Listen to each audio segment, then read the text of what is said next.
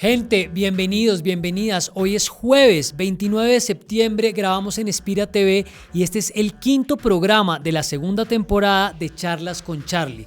Como dice el ciclista en Cali, acá estamos parchados y descomplicados.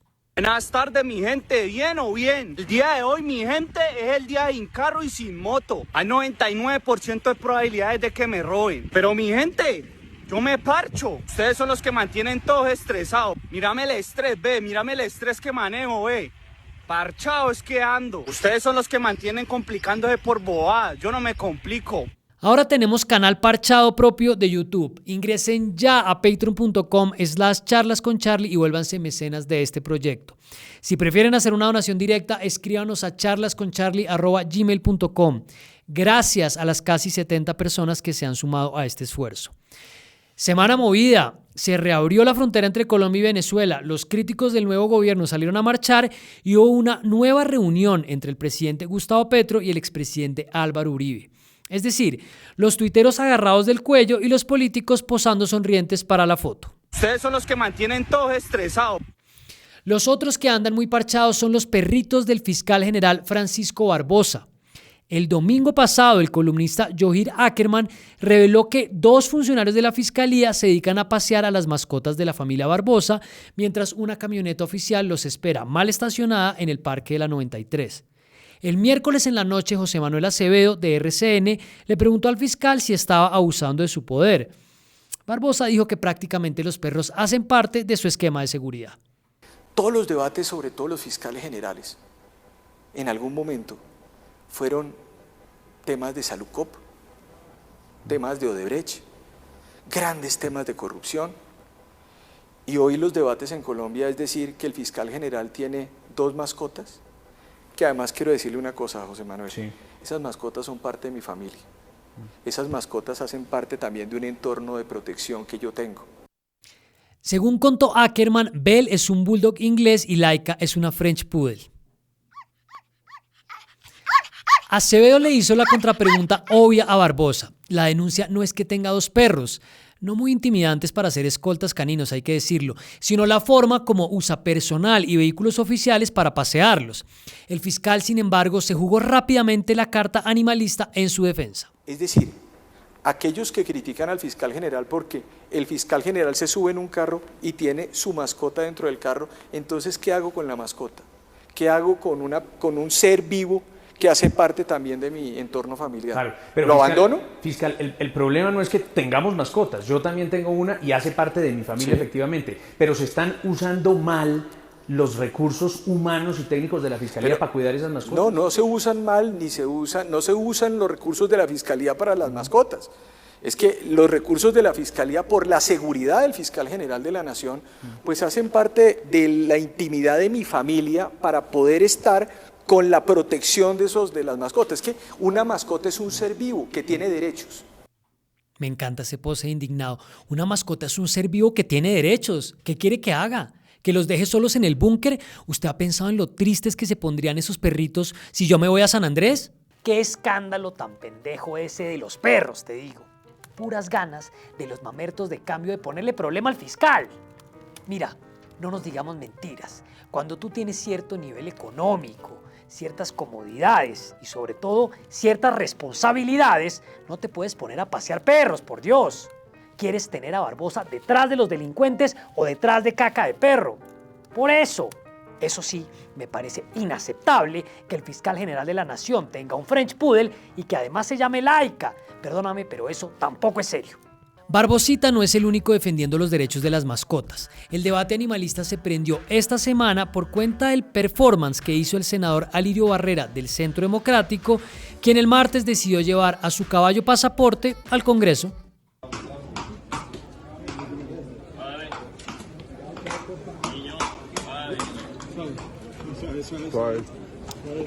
La antesala del show de Barrera empezó la semana pasada cuando Roy Barreras anunció que el Congreso sería un lugar pet friendly, es decir, los animales de compañía serían bienvenidos en el Capitolio, además de los lagartos y los micos.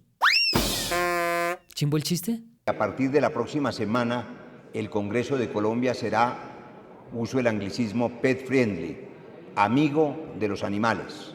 Así que los señores senadores y senadoras podrán traer sus mascotas. Hasta acá todo parece un espectáculo bastante previsible, el de Roy Barreras para congraciarse con los animalistas y el de Alirio Barrera para burlarse de ellos. Así lo interpretó el congresista animalista del Partido Liberal, Juan Carlos Lozada, cuando vio llegar a Pasaporte al Capitolio. Esto es una absoluta burla a los defensores de animales de nuestro país. Esto no tiene ningún sentido, esto es simplemente una burla a quienes de verdad creemos que hay espacios en los que los animales de compañía deberían poder estar, por supuesto, con la gente, con su tenedor. Aquí sigue un señor gritando, no pasa nada, están los taurinos hoy aquí porque ustedes saben que estamos en esta discusión de la corrida de toros hoy, están los taurinos aquí.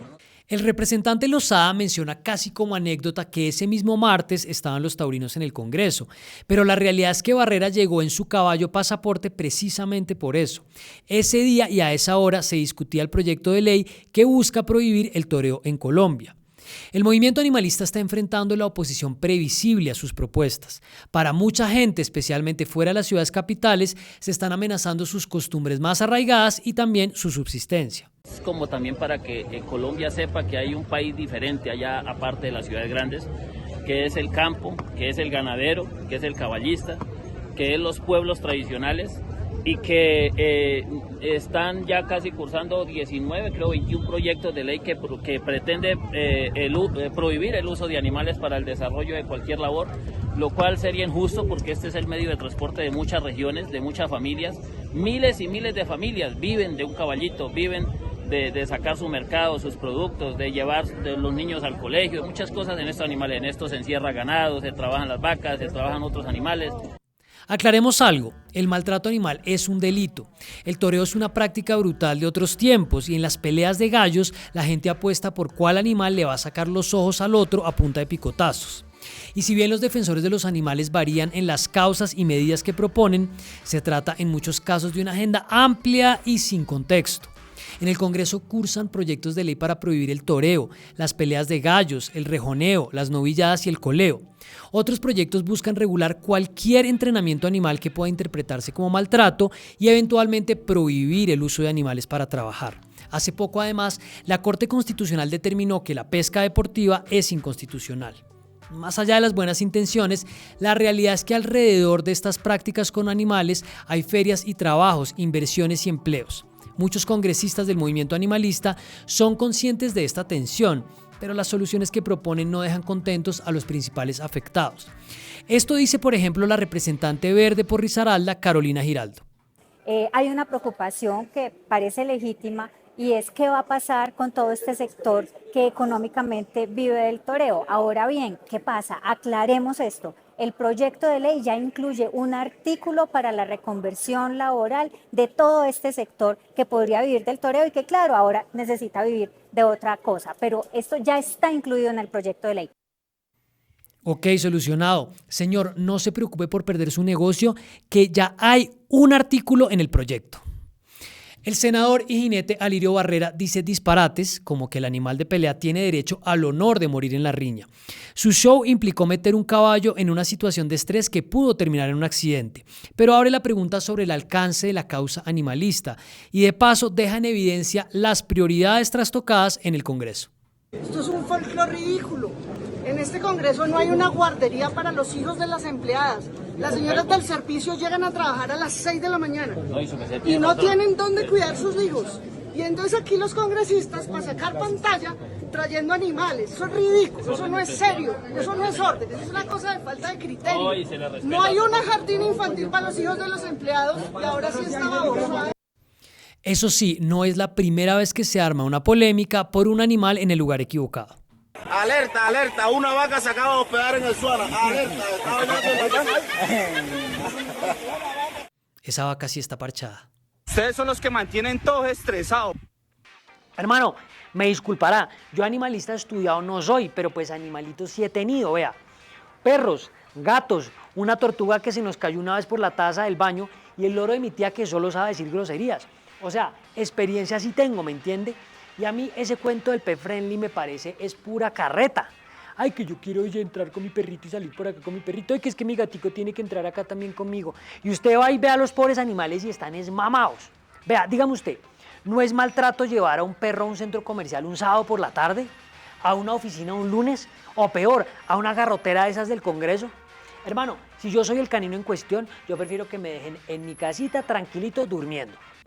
El lunes pasado, mientras Gustavo Petro asistía a la reapertura de la frontera entre Colombia y Venezuela, se llevó a cabo la primera marcha de protesta contra su gobierno, la primera marcha contra el Petroverso. ¿Qué es más venenoso para el ser humano? ¿La cocaína o el carbón o el petróleo? Las manifestaciones mezclaron distintas causas y descontentos y se sintieron sobre todo en Medellín y Cali, donde mucha gente salió a protestar pero contra los alcaldes Daniel Quintero y Jorge Iván Ospina, aliados cercanos del presidente.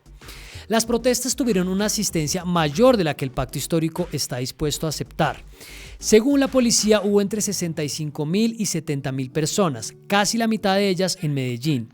La gente marchó por la reforma tributaria, por el precio de la gasolina, por el comunismo y hasta por unos médicos cubanos que supuestamente ya van a llegar al país. La mejor fórmula era tener las razones apuntadas en un papel. Mire, aquí está, no a la reforma tributaria, no al aumento de combustible, no queremos médicos cubanos, no a la cédula eléctrica, no a la reforma electoral que perpetúa a la izquierda, no a la reforma pensional, no más impuestos al carbón, no más ministerios. Las manifestaciones fueron pacíficas, pero en redes sociales se movieron varios videos de arengas racistas, discriminación y apología abierta a la violencia.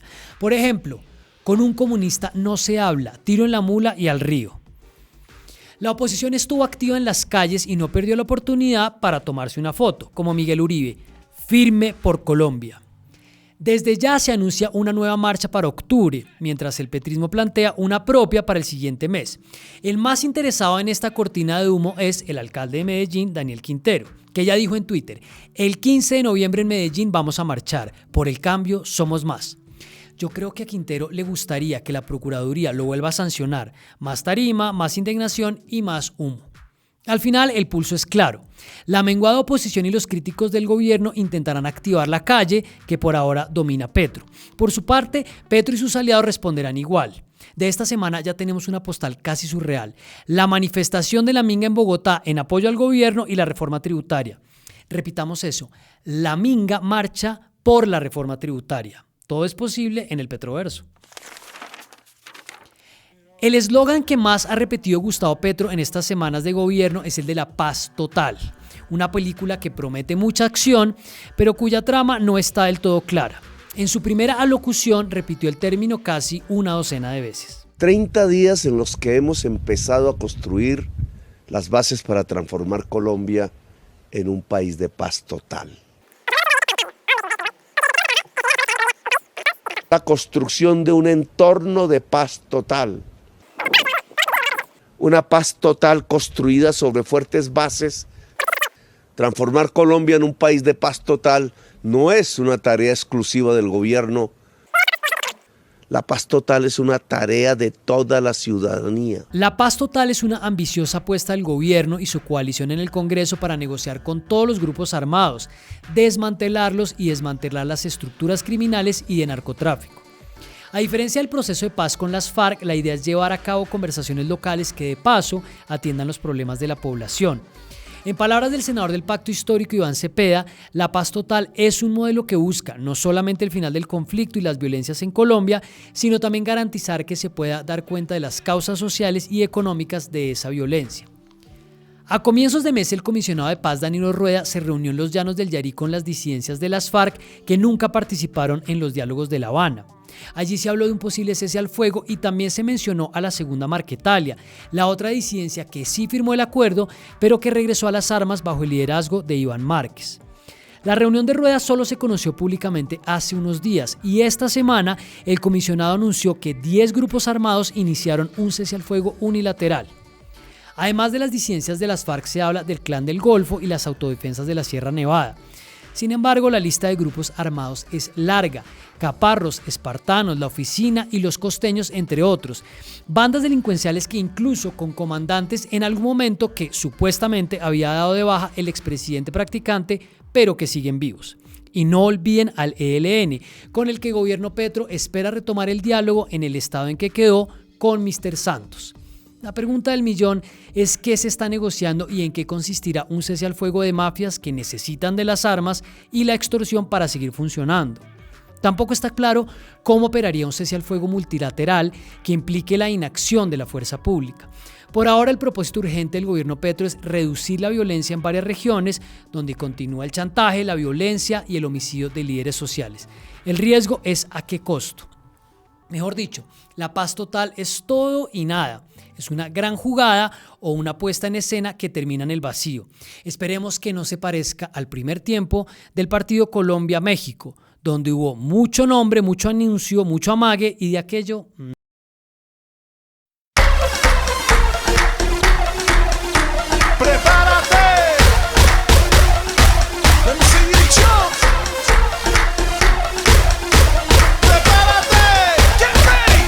Una más de las últimas noticias del Petroverso. Habló la vicepresidenta Francia Márquez, quien está relegada del llavero de poder del presidente. Vanessa de la Torre de Caracol Radio le preguntó por qué no estuvo en el funeral de la reina Isabel II.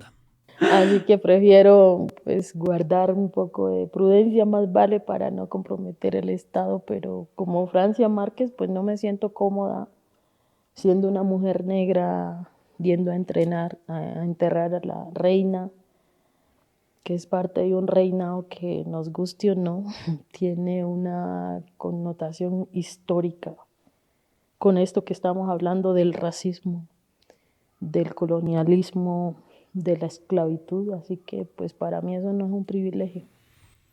De la Torre le aclara enseguida que su pregunta iba en otra dirección. Sobre todo le preguntaba un poco como si la imagen internacional de Francia Márquez no está de pronto siendo reemplazada. No, yo creo que mi imagen internacional es lo que la gente sabe y reconoce de mí. Sí, no es yendo al funeral de la reina Isabel que la gente me va a reconocer. O sea, este país, sí, incluso me conoció este país después de que mucha gente afuera del país me conocía. Entonces, a nivel internacional, mucha gente sabe quién soy, sabe qué hago, sabe lo que represento y pues no es un funeral que va a definir eso, son otras acciones. No es yendo al funeral de la reina Isabel que la gente me va a reconocer, dice la vicepresidenta. Recordemos que en el funeral de Estado de la reina estuvieron por Colombia el canciller Álvaro Leiva y la primera dama Verónica Alcocer. Y recordemos también que esta semana Alcocer estuvo como embajadora en misión especial, palabras textuales, en la ceremonia en honor del ex primer ministro japonés Shinzo Abe, asesinado en julio pasado. La primera dama en gira de pésame internacional.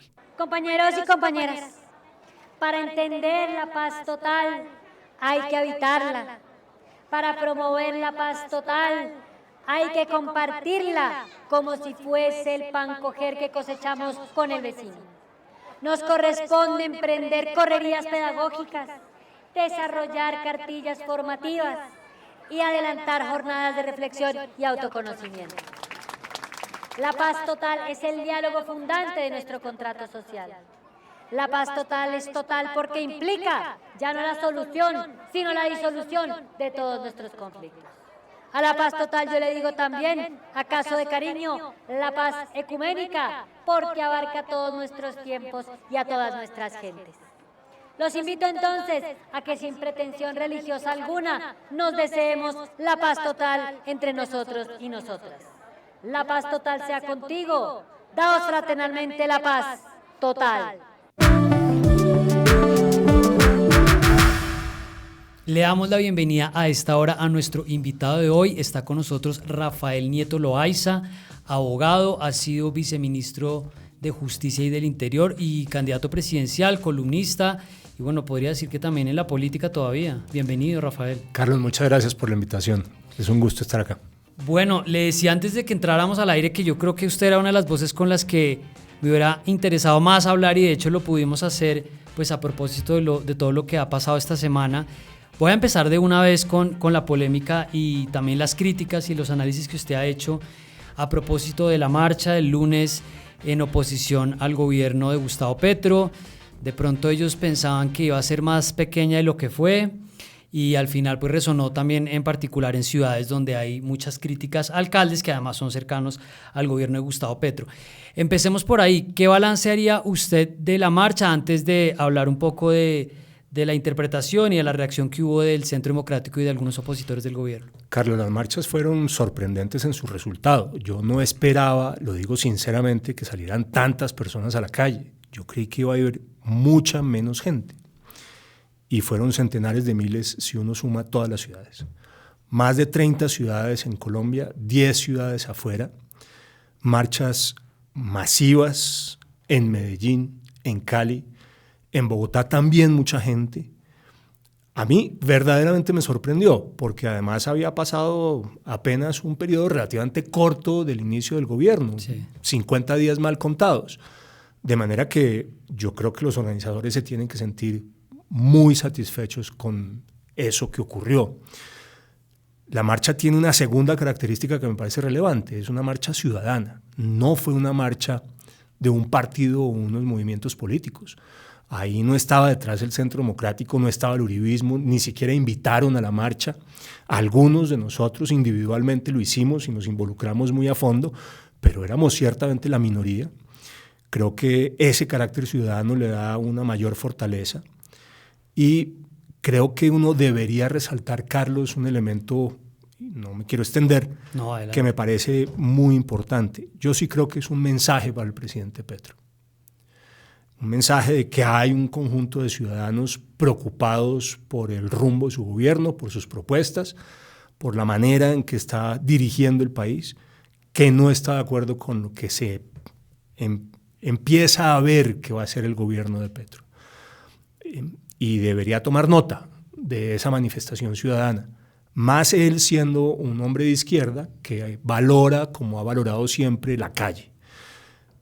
Yo terminaría con una última reflexión. Yo sí creo que la naturaleza, el comportamiento de esta marcha es completamente distinto al comportamiento de las marchas que invita y que hace la izquierda. Aquí no se rompió una ventana, no hubo un saqueo, no hubo un ataque a un bien público, no hubo enfrentamientos con la policía, no se agredió a nadie. Y yo sí creo que eso hace una enorme diferencia. Se puede marchar, se puede protestar sin poner en peligro ni a los demás ni sus bienes. Y por supuesto, sin atacar a la policía. Vamos a ese punto que usted menciona porque evidentemente fue una marcha pacífica. Ahí hay un debate aparte de cuál es el rol que tiene el ESMAD en muchas de esas manifestaciones. No me quiero meter ahí o de pronto adelante, pero sí vimos dentro de la marcha, obviamente no es generalizado, siempre se sacan ejemplos que se mueven en redes, personas que tenían mensajes bastante beligerantes que uno podría separar entre discriminaciones a cierto tipo de personas, manifestaciones racistas, pero también algunos que incitaban. Tengo en particular una declaración de una persona que decía: con los comunistas una bala en la cabeza y para el río. Entonces, por supuesto, ese no es el tono general de la marcha, pero ¿qué tanto le preocupa a ustedes desde el sector que impulsa ese movimiento ciudadano que haya de todas maneras como veladamente un mensaje de una respuesta violenta o estigmatizante, pues que lo hemos visto antes? Pero uno no puede decir que ese sea el mensaje de las marchas. En las marchas no se movieron esas consignas, ni siquiera cuando se referían a Petro. Y yo creo que ese es un elemento que hay que poner en consideración. Segundo, hay quien dice que esa mujer en particular no estaba en la marcha. Hay unas fotos de ella muy tarde ya en la Plaza de Bolívar, donde estaba rodeada de petristas y no había sino petristas. Con lo cual algunos sugieren que efectivamente esa señora no estaba marchando, sino que le hacen la nota para tratar de desprestigiar a la marcha y estigmatizarla, pero ciertamente no corresponde al comportamiento de la marcha. Esta fue una marcha, repito, yo estuve en toda la marcha en Bogotá, estuve en la Plaza de Bolívar y usted no oía ni siquiera enfrentamientos, porque hubo algunos petristas a lo largo, por ejemplo, de la carrera séptima, enfrentamientos entre los que marchaban y estos petristas que estaban acusando a los marchantes de paracos y etcétera. Ni siquiera se les contestaba. De manera que yo sí creo que esa es una anécdota. No sé si esta mujer efectivamente estaba en la marcha o no. Hay quienes sostienen que no, repito, pero no se puede de ninguna manera sostener que ahí hay una representación ni siquiera minúscula de lo que era la posición mayoritaria de los marchantes. Ahora, finalmente, si usted compara esa declaración, suponiendo que hubiera estado en la marcha, que repito que no lo sé, si usted hace una comparación entre esas aclaraciones, que son muy desafortunadas, sin duda, y el comportamiento en general de las marchas y de las protestas de la izquierda, pues tiene que reconocer que la diferencia fue abismal. Una de las cosas que a mí me parece que ha sido positiva, le quería preguntar después por eso, pero lo dejo ahí, que ha logrado, digamos, Petro, es tomarse fotos con varias personas y hablar con varias personas con las que antes ni se podía hablar y que había una tensión a muerte. Y esto fue lo que vimos en la reunión del lunes entre Gustavo Petro, Álvaro Uribe, estaba también Miguel Uribe y estaba también el consejero Oscar Darío Pérez y estaba Alfonso Prada. Álvaro Prada es otro. Usted criticó de entrada esa reunión. Cuéntenos un poco, para los que no lo siguen en Twitter, ¿por qué no le gustó ese encuentro entre el expresidente Uribe y el presidente Gustavo Petro? Carlos, yo aplaudí el primer encuentro entre Petro y Uribe y se lo dije al presidente Uribe. De hecho, me reuní con él la noche anterior de ese encuentro. Tuvimos una conversación muy larga. Creo que será un mensaje positivo, el de esa primera reunión. El mensaje de que dos personas que eran claramente antagonistas de carácter político, con posiciones ideológicas muy diferentes, son capaces de dialogar en la línea de reconocer que están en orillas distintas, que uno va a ser gobierno y el otro oposición, pero que es posible el diálogo civilizado. Ese Petro dialogante post elecciones era un Petro que era auspicioso, para decirlo de alguna manera. Pero dicho esto, el encuentro último se da en unas circunstancias completamente distintas. Se da después, el día siguiente a las marchas. Y eso ya daba un mensaje que era equívoco, que era confuso por parte de Uribe, porque de alguna manera ponía en entredicho a las marchas mismas, porque podía dar la sensación, aunque el uribismo no promocionó esas marchas, y yo no voy a dejar de insistir en eso, estas fueron evidentemente unas marchas ciudadanas, organizadas por ciudadanos que yo no sé ni siquiera de qué partido son. Pero el hecho de que Uribe fuera después le podía dar la imagen a muchos ciudadanos de que el uribismo estaba detrás de las marchas y que en consecuencia un poco el reconocimiento político que hace Petro es a Uribe como el jefe de la oposición y quien debe estar detrás de las marchas, y lo invita en el ejercicio de diálogo.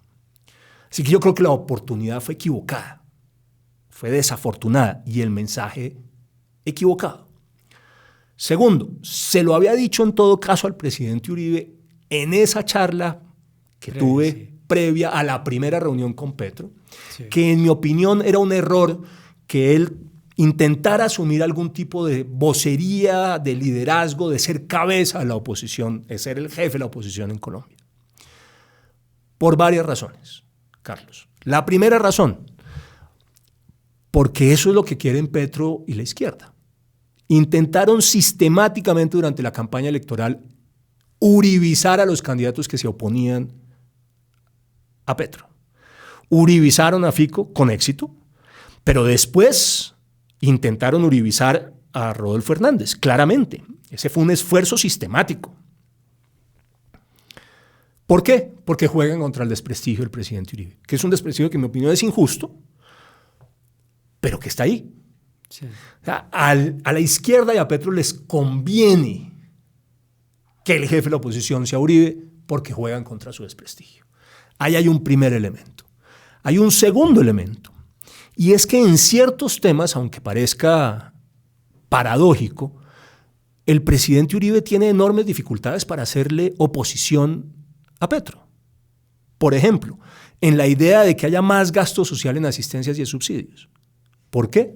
Porque Uribe ha defendido sistemáticamente la idea de que hay que aumentar el gasto social. Sí. Lo hizo en su gobierno, pero además lo promovió también en el gobierno de Duque. De manera que cómo sale después a decir, oiga, no, en este caso ya no debe haber más gasto social para eso. Va a haber un problema de coherencia. Sobre todo me interesa un poco ver en su perspectiva qué tipo de oposición es la que de alguna manera podemos ver en estos 4 años, y también dónde ve usted que se puede alinear la derecha de cara, porque ya se empieza a pensar en la siguiente elección. Usted dice no hay dentro del Centro Democrático una extrema derecha, sin embargo hemos visto mensajes en estas semanas que han generado suspicacia y crítica. En particular, tenemos mensajes de la senadora María Fernanda Cabal alrededor de la necesidad de que se protejan y que se vuelvan a organizar los grupos que tienen que acompañar a los ganaderos si se va la fuerza pública o si hay desmanes en cuanto a la invasión de las tierras, que tampoco es un problema nuevo. Están las declaraciones de su esposo José Félix Laforí, y me pregunto si hay como de todas maneras un mensaje donde se dice tenemos que defender la patria. Creo que además incluso un mensaje que le he leído hasta en alguna parte como de tenemos que defender la patria sin tener miedo, que hace alusión creo que a una frase precisamente de Simón Bolívar, que es un patrimonio de la izquierda de otra manera.